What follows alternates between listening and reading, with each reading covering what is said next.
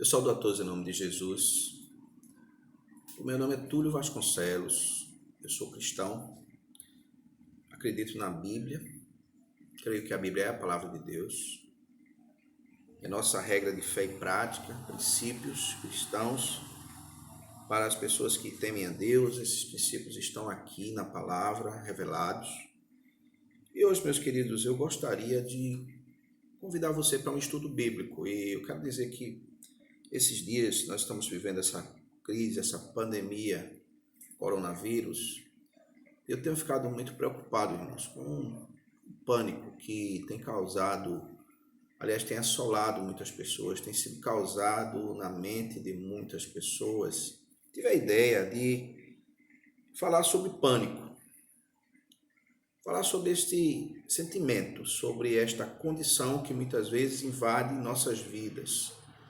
O nosso título, portanto, para o nosso estudo, é Quando o Pânico Bate à Nossa Porta. Quando o Pânico Bate à Nossa Porta. A nossa ideia é falar em 2 Reis, capítulo 18 e 2 Reis, capítulo 19. São dois capítulos longos, então eu não vou ler todos os versículos, mas eu gostaria de orar e gostaria de começar tratando com você. Você abre a sua Bíblia em 2 Reis, capítulo 18 e 19. Vamos fazer uma oração ao nosso Deus, vamos orar. Senhor, eu peço que aceites a minha gratidão sincera por falar com o Senhor. Agradeço pelo Deus maravilhoso que o Senhor é, pela grande oportunidade que o Senhor está me dando nessa condição, nessa ocasião de falar contigo e falar com essas pessoas. Eu não as conheço, mas, Senhor, sinceramente, eu espero ser útil a elas, para a Tua glória. É aquilo que vai ser tratado aqui, Senhor. Ajude suas vidas, fortaleça suas vidas, seja alimento, seja um nutriente espiritual, seja conhecimento, aprendizado, que traga conhecimento, que traga luz para as nossas vidas, que toda a honra e toda a glória seja para Jesus, nosso Senhor e Salvador. Nós te agradecemos, nós te oramos, em nome de Jesus. Amém. Então, meus irmãos, meus amigos, quando o pânico bate à nossa porta, sinceramente, esses são dias de pânico. O coronavírus realmente está trazendo pânico à comunidade mundial, à sociedade mundial. E olha, meu objetivo aqui não é minimizar a seriedade desse assunto. Meu objetivo aqui é explicar o seguinte, é pensar com você o seguinte: cuidado, prevenção é diferente de pânico. E aí vamos pensar um pouco sobre o que é pânico. Vamos pensar nos seus efeitos, como ele pode ser utilizado contra nós, porque muitas vezes ele vai ser utilizado contra nós. Qual o nosso papel como pessoas tementes a Deus, como seres humanos, como sociedade? Qual é a ação de Deus em nós numa situação de pânico? Como é que Deus age em uma situação de pânico? É interessante olhar para dentro desse texto, mas eu gostaria de definir pânico. Segundo a Wikipédia, pânico é um sentimento esmagador de dor, ansiedade. É um medo repentino, é um medo do que vem depois, é um medo que ele inunda as pessoas, a mente das pessoas, ele escraviza, ele engessa a nossa emoção, ele faz com que a nossa emoção fique em distúrbio. Segundo o Dr. Augusto Cury, essa situação de grande estresse emocional trava a nossa inteligência. Nós podemos dizer que o pânico vem, a palavra pânico deriva do grego panikos, que deriva do nome do deus mitológico, o deus grego, Pan. Na mitologia grega, Pan era o deus dos rebanhos, dos pastores, dos bosques, das florestas. E aí a concepção é que quando o rebanho, as ovelhas, os caprinos, cabras e ovelhas se assustavam, havia aquele estouro do rebanho, era como se fosse o domínio de Pan. Pânico é o domínio de Pan sobre o rebanho. O rebanho que se assustava, há quem se divirta, havia quem se divertisse com o rebanho correndo, fugindo. A ideia daquelas pessoas era, elas tinham domínio sobre aqueles animais, domínio sobre aquele rebanho, domínio sobre aquela manada. e perceber que podiam influenciar aquela manada, lhes causava até muitas vezes prazer. Essa era a ideia, a questão mitológica aí. E Pan, essa raiz Pan, também tem a ver com palavras como espanto, palavras como o pânico, espanto, pavor. Poderia também aqui citar pane. A pane, que é a interrupção de função, de funcionamento, por exemplo, a pane seca num avião, ela traz pânico, ela costuma trazer, ela traz ali, certamente, infelizmente, quando acontece, um estado de pânico, ou seja, o sofrimento antecipado, a emoção em distúrbio, em desorganização, porque vai acontecer um mal ali consequente. Então, o pânico, ele traz todos esses sentimentos por antecipação. Infelizmente, tem pessoas, podemos dizer, que gostam de provocar pânico. Eu me lembro de um amigo, antigamente, no tempo que eu trabalhei no banco, e aquele amigo meu, ele era cardíaco, e tinha, infelizmente, pessoas no nosso setor que se divertiam dizendo para ele, o banco vai demitir. Muitas pessoas a gente não conhece que gostam de brincar com a emoção dos outros. Pânico aí presente. Eu ouvi recentemente uma matéria na internet sobre um homem extremamente cruel, assassino de muitas pessoas, e o que ele narrava na sua condição ali, na sua narrativa, que ele falava ali na sua história, falando ali para o repórter, para quem ele entrevistava, o que ele gostava era de ver as pessoas em pânico. Ele disse, eu gosto de ver a vida na minha mão, eu gosto de olhar nos olhos de quem está morrendo, sabe? Meus irmãos, é uma situação terrível. Mas existe muita gente que gosta de lidar com o pânico, gosta de causar pânico nas outras pessoas. E 2 Reis capítulo 18, tem vários versículos aqui para nós lermos, mas eu gostaria de ler alguns. O versículo 13, por exemplo, diz assim, no ano 14º do rei Ezequias, subiu Senaqueribe, rei da Síria, contra todas as cidades fortificadas de Judá e as tomou. Versículo 16, foi nesse tempo que Ezequias, rei de Judá, cortou das portas do templo do Senhor e dos umbrais o ouro de que ele mesmo os cobrira e o deu ao rei da Assíria. Então Ezequias tirou o ouro das portas dos umbrais do templo do Senhor e entregou ao rei Senaqueribe. Mesmo assim, este, verso 17, enviou de Laquis, Tartã, Rabsares e Rabsaqué com um grande exército ao rei Ezequias a Jerusalém, e subiram e vieram a Jerusalém. E tendo chegado, pararam ao pé do aqueduto da piscina superior que está junto ao caminho do campo do lavandeiro. Verso 19. E Rabsaqué lhes dizia, dizei a Ezequias, assim diz o grande rei, o rei da Síria, que confiança é essa em que te estribas? Verso 20, dizes, são porém palavras vãs, aconselho e poder para a guerra. Em quem, pois, agora confias que contra mim te revoltas? Estás contando nesse bordão de cana, aliás, estás confiando nesse bordão de cana quebrada, que é o Egito, o qual, se alguém nele se apoiar, entrar-lhe-á pela mão e traspassará, assim é Faraó, rei do Egito, para com todos os que nele confiam. Verso 22, 23 ainda dizem, se porém me disserdes, no Senhor nosso Deus confiamos, porventura não é esse aquele cujos altos e altares Ezequias tirou, dizendo a Judá e a Jerusalém, perante este altar adorareis em Jerusalém?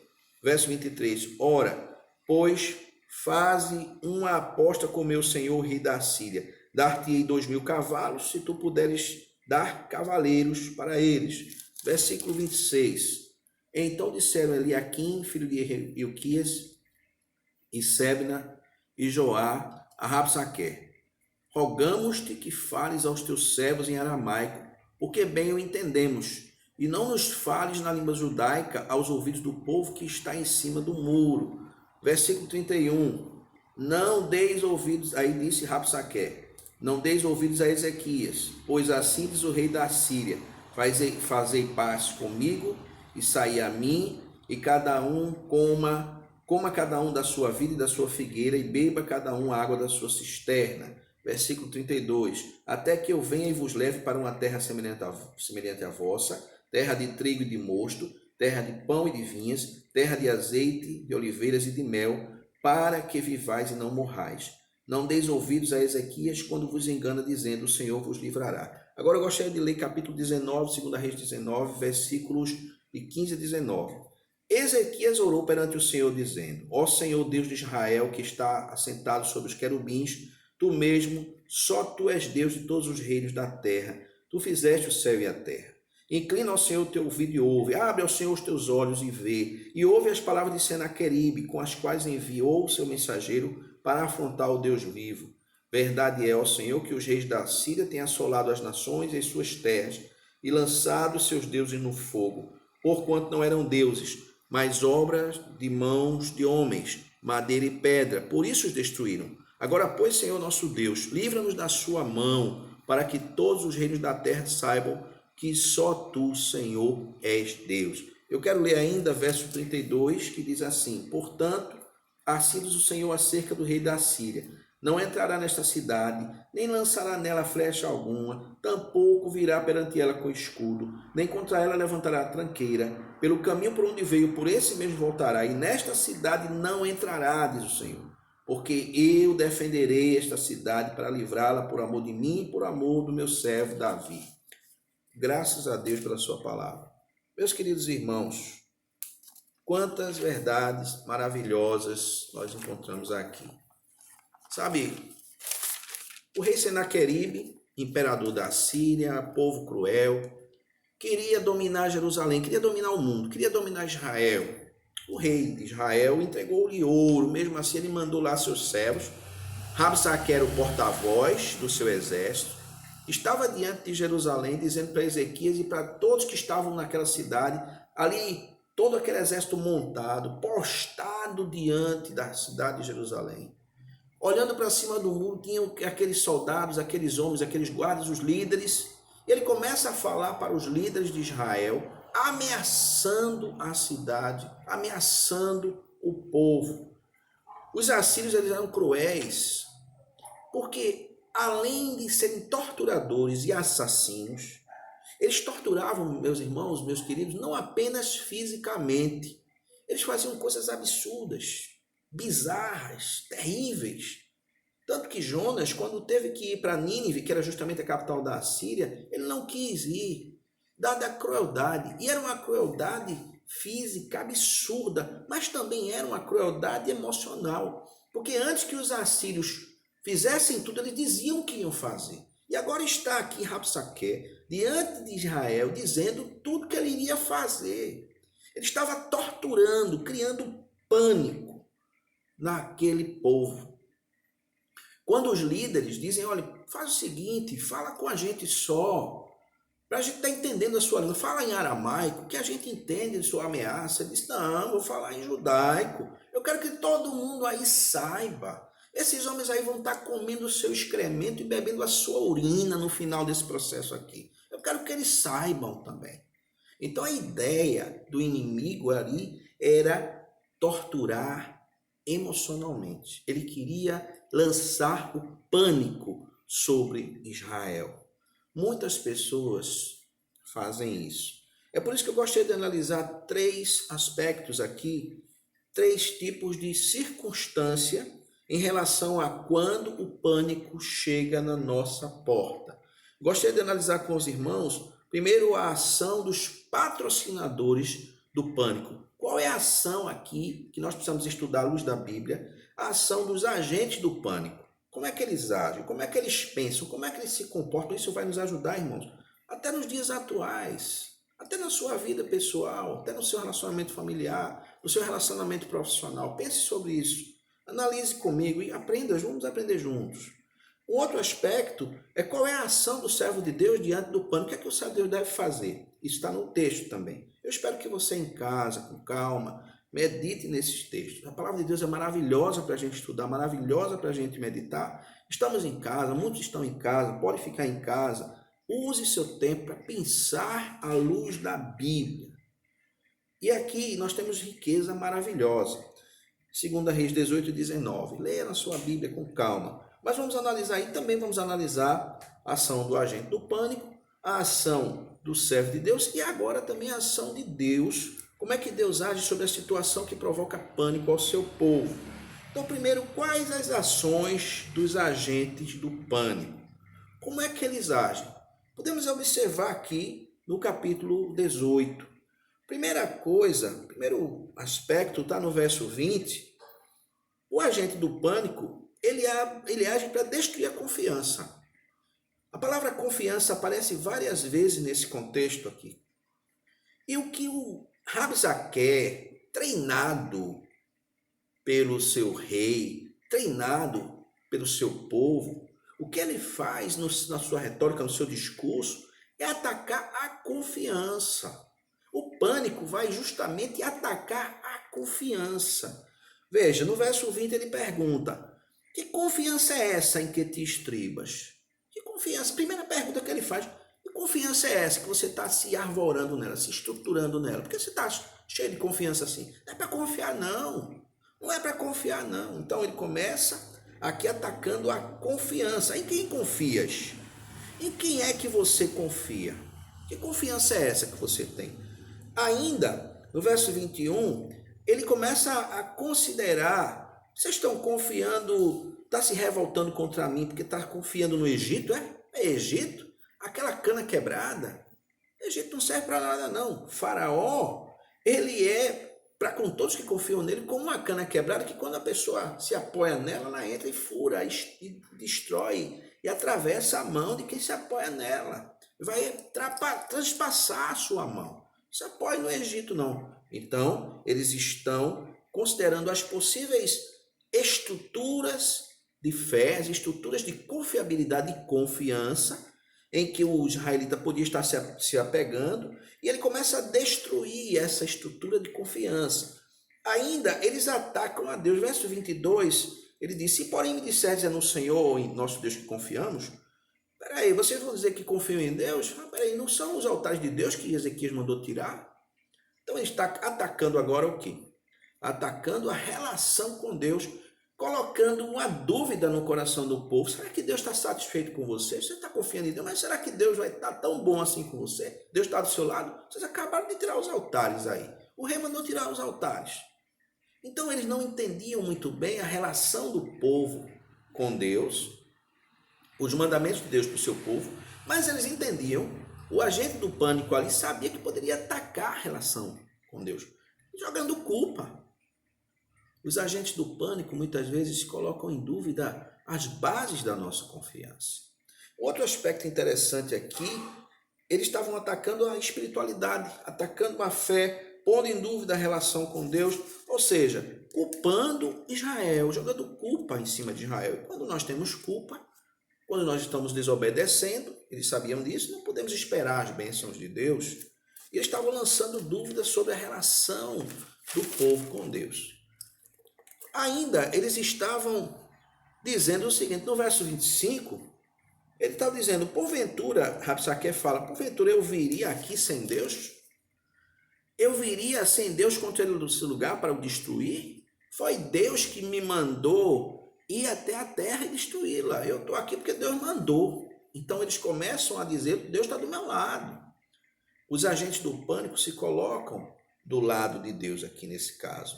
Eles se associam a Deus. Eles dizem: eu também temo a Deus. Deus também está comigo. Estou a serviço de Deus.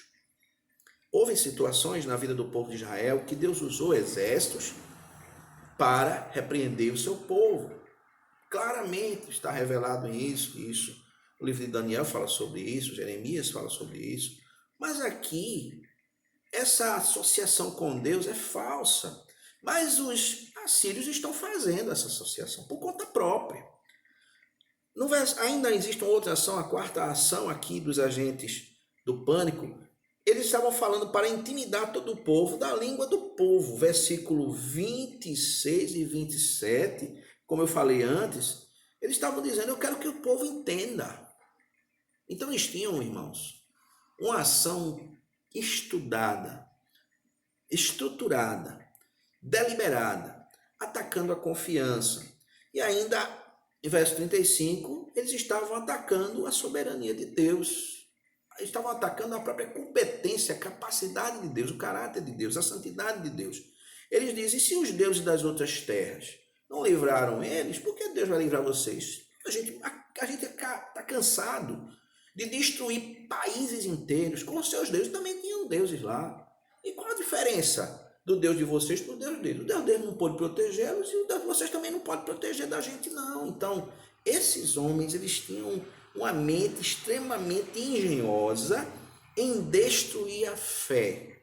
Sabe, eu me lembro do que Paulo escreve em Efésios capítulo 6, falando sobre a armadura de Deus, e ele coloca a fé como escudo. A confiança é nossa defesa, amados. A fé é nossa defesa. E quando ele fala que a nossa guerra não é contra carne e sangue, mas contra as hostes espirituais da maldade nas regiões celestes, está dizendo que nossa luta é espiritual e Satanás usa seus articulados, usa as suas estruturas, usa os seus servos para, de uma forma humana, nos atacar a nossa fé. O escudo da fé nos protege dos dardos inflamados do maligno que vem de muitas direções. O pânico é um desses dardos. Amados, o medo entrou na vida do homem quando o homem pecou e, consequentemente, começou a conhecer o medo e se escondeu de Deus no paraíso. Então, nós temos uma realidade aí em que o pânico é um fato utilizado pelos inimigos do povo de Deus, aqui nós estamos vendo, e no dia de hoje nós podemos encontrar o pânico sendo fomentado em tantos lugares.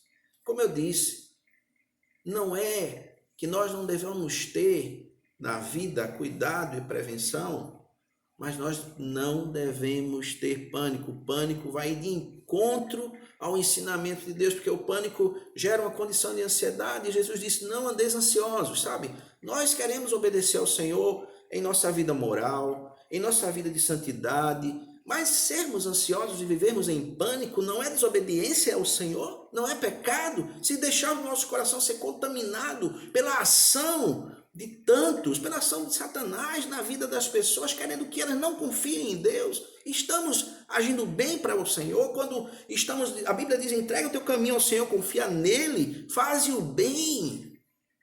E a gente vive aí deixando o nosso coração, muitas vezes, até sem percebermos, amados, alimentando o pânico nas nossas vidas. Queremos nessa noite aqui, queremos nesse momento aqui com vocês, refletir sobre isso. Sabe, houve um homem chamado Sun Tzu, na China, no século VI a.C. Ele escreveu um livro intitulado A Arte da Guerra. Muitas pessoas já leram, já li, muita gente lê, é recomendado aí para muitas pessoas, tem estratégias interessantes. Mas no capítulo 3, ele ensina sobre como você vai conquistar seu inimigo sem guerrear. Ele diz que a maior habilidade para o guerreiro é quando ele conquista o inimigo sem disparar nenhuma arma física. Então, o que é que ele faz? O que é que ele está dizendo? Ele está dizendo, provoque o medo, provoque o pânico. Isso é engenharia de guerra. Então, aqueles homens ali da Assíria conheciam essas estratégias. Eles eram cruéis e odiosos, conforme a história nos conta, a história bíblica nos conta também, mas principalmente porque eles eram torturadores emocionais. Vivemos um mundo em que há torturadores emocionais. Cuidado com o seu coração, meu irmão. Cuidado com a sua mente. Mas olha, o povo de Deus estava diante de uma crise profunda. E os inimigos estavam agindo assim. Agora, a nossa segunda questão nesse estudo de hoje é: qual a ação do servo de Deus diante do pânico? O rei Ezequias, no capítulo 19, ele tem algumas ações. Ele coloca a sua vida em obediência, em consonância com o Senhor, com a sua palavra. E a partir do verso 15, ele tem algumas ações. A primeira ação de Ezequias, o inimigo teve suas ações. O inimigo tem as ações dele. O inimigo provoca o pânico, de alguma maneira. Ele vai trabalhar o pânico na nossa vida. Qual a ação do servo de Deus? Primeiro, Ezequias, a Bíblia diz, Ezequias orou perante o Senhor. Ezequias orou a Deus. Precisamos orar a Deus. A oração ativa a confiança. O que é que o pânico atinge? A confiança. que é que o pânico atinge? A relação com Deus. O que é que o pânico faz? Causa confusão emocional, faz com que a gente não saiba muito bem onde é que a gente está, tome decisões precipitadas, se entregue ao desespero, comece a achar que está tudo perdido. Então, Ezequias combateu isso com oração. Paulo, em Efésios 6, quando fala das armas ali, da estrutura da armadura de Deus, ele também fala no versículo 18 em diante sobre oração para fazer essa armadura funcionar. Estamos dentro do contexto, a Bíblia se relaciona com a palavra de Deus mesmo, ela se completa. A maneira de entender a Bíblia Sagrada é estudando, comparando versículo com versículo, orando a Deus, para que Deus nos dê sabedoria. Então, o que é que Ezequias faz? Ele ora, ainda ele reconhece a soberania de Deus. Ele fala, ó Senhor, Deus de Israel, que estás assentado sobre os querubins, tu mesmo, só tu és Deus, sobre todos os reinos da terra, tu fizeste o céu e a terra. Ezequias ora reconhecendo a grandeza de Deus. Deus domina sobre tudo. Deus fez tudo. Se assenta sobre os querubins. Fez o céu e a terra. Veja só o que Deus fez, somente o céu e a terra. Então Ezequias está dizendo, Deus fez tudo. Ele é o centro de todas as coisas. Não é o grande rei Senaqueribe, ou quem quer que seja. É o Senhor. Ele fala, Deus é o autor do universo. Ele suplica ao Senhor, no verso 16, ele pede para Deus inclinar o seu ouvido. Inclina, 2 Reis 19, verso 16. Inclina ao Senhor o teu ouvido e ouve. Abre ao Senhor os teus olhos. Ouve essas palavras de Senaqueribe. Ele não está falando que foi Rabsaque que falou, porque aquelas palavras foi Senaqueribe, o líder espiritual, o líder que se achava também um deus ali, que muitos desses reis se achavam, imperadores se achavam deuses. Esse Senaqueribe, que era o grande rei, havia posto aquelas palavras no coração dos seus servos que foram ali para afrontar o Deus de Israel, para afrontar Israel.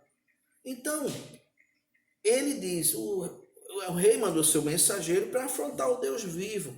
Então, Ezequias, ele suplica ao Senhor para que Deus se incline para ouvir, para que Deus veja, fixe o seu olhar nessas afrontas que estavam recebendo os israelitas. Ele pede a Deus, ele passa para Deus as informações, ele sabe que Deus sabe de tudo, mas ele diz detalhadamente o que foi que os assírios fizeram. Se você observar versículo 17 e 18, ele narra, eles destruíram nações, assolam nações, queimam terras, destroem terras, eles lançam deuses no fogo. Mas sabe por que? Ele fala na oração a Deus. Eles lançaram seus deuses no fogo porque não eram deuses, é diferente, eram obras de pedra, de madeira e pedra. Por isso eles foram destruídos, porque não eram deuses. Palavra maravilhosa. Eram obra de mão de homens, está falando aqui na Bíblia, amados, sabe? Então, por isso que eles foram destruídos. Falsos deuses não subsistem. Mas aí Ezequias sabia que Deus é Deus, diferente, o Deus invisível, e não precisa ser representado fisicamente. A representação de Deus é Jesus que veio ao mundo, e são as vidas transformadas que ele muda, que ele salva, que ele transforma. A marca de Deus, o sinal de Deus, o sinal do cristianismo na terra são as vidas transformadas, as vidas mudadas de dentro para fora. E aqui está falando sobre isso também. Então, Ezequias, ele, como servo de Deus, ele fala do portfólio de destruição dos assírios. Agora, no verso 19, ele faz um pedido direto a Deus. Ele diz, Senhor, livra a gente desse negócio. Liberta a gente. Veja o que ele fala. Agora, pois, Senhor nosso Deus, livra-nos da sua mão, para que todos os reinos da terra saibam que só tu, Senhor, és Deus. Então, Ezequias tinha um pedido direto para Deus. Deus, livra a gente disso, para que todo mundo saiba do teu poder. Ezequias não estava só preocupado em ser livre, ele estava preocupado em que Deus fosse glorificado. Ele tinha o coração alinhado com a vontade de Deus. Era um homem obediente, tinha seus defeitos, mas ele queria que Deus fosse honrado. Incomodava Ezequias que Deus estava sendo ali destratado, irmãos. Deus não precisa de defensores, mas Deus gosta de ser amado, ele gosta de ser adorado, gosta de ser reconhecido. Sabe, nós temos reconhecido o Senhor na nossa vida. Eu tenho reconhecido o Senhor na minha vida. Eu tenho honrado o Senhor. Tenho adorado o Senhor. O que você está fazendo nesse tempo? Que está em casa? Você tem guardado seu coração e colocado ele aos pés de Deus e dito, Senhor, eu quero que quando esse negócio acabar, porque vai acabar em nome de Jesus, teu nome seja honrado em todas as nações. Que as pessoas reconheçam que o Senhor é Deus.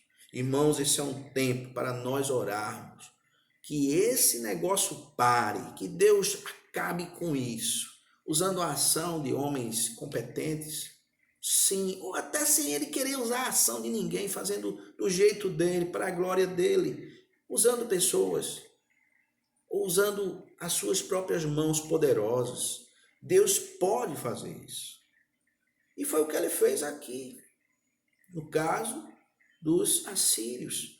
O versículo, a gente vai ver aqui, vimos a ação dos agentes do pânico, destrói a fé, falam contra Deus, mentem contra Deus, tentam jogar você contra Deus.